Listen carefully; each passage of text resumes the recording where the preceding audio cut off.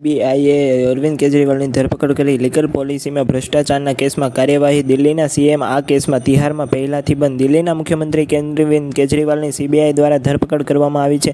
તપાસ એજન્સીએ legal policy કેસમાં ભ્રષ્ટાચારના આરોપમાં તેની ધરપકડ કરી છે. અગાઉ ઈડી 21 માર્ચે લીગલ પોલિસીમાં મની લોન્ડરિંગના આરોપમાં તેની ધરપકડ કરી હતી. તે છેલ્લા 87 દિવસથી તિહારમાં બંધ છે. જોકે તે 10 મેથી 2 જૂન સુધી 21 દિવસ માટે પેરોલ પર હતા. સીબીઆઈએ બુધવારે સવારે કેજરીવાલને રાઉઝ એવન્યુ કોર્ટમાં રજૂ કર્યા હતા, જ્યાં એજન્સીએ તેને ધરપકડ કરી હતી. સીબીઆઈએ 25 જૂનને રાત્રે 9 વાગે તિહાર ગઈ હતી અને લીગલ પોલિસીમાં ભ્રષ્ટાચાર અંગે કેજરીવાલની પૂછપરછ કરી હતી. નવા કેસમાં ધરપકડ બાદ કેજરીવાલે સુપ્રીમ કોર્ટમાં દાખલ કરેલી જામીન અરજી પાછી ખેંચી લીધી હતી. મની લોન્ડરિંગ કેસમાં નીચલી કોર્ટે 20 જૂને તેને જામીન આપ્યા હતા. તેની સામે ઈડી હાઈકોર્ટમાં પહોંચી હતી.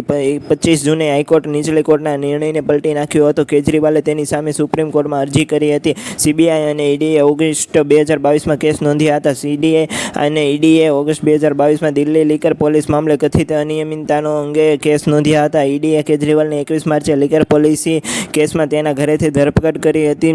તેને 1 એપ્રિલ તિહાર મોકલવામાં આવ્યા હતા. 25 જૂને કેજરીવાલે તિહારમાં 87 દિવસ પૂરા કર્યા. બેસીને લાખો રૂપિયા કમાવા હોય તો આજે જ 299 રૂપિયાનો કોર્સ અને આવતા મહિનેથી 1 લાખ કમાવાના ચાલુ કરી દો. તમારી આખી જિંદગી બદલાઈ જશે. ડિસ્ક્રિપ્શનમાં લિંક આપેલી છે, ત્યાં ક્લિક કરીને કોર્સ કરી દે.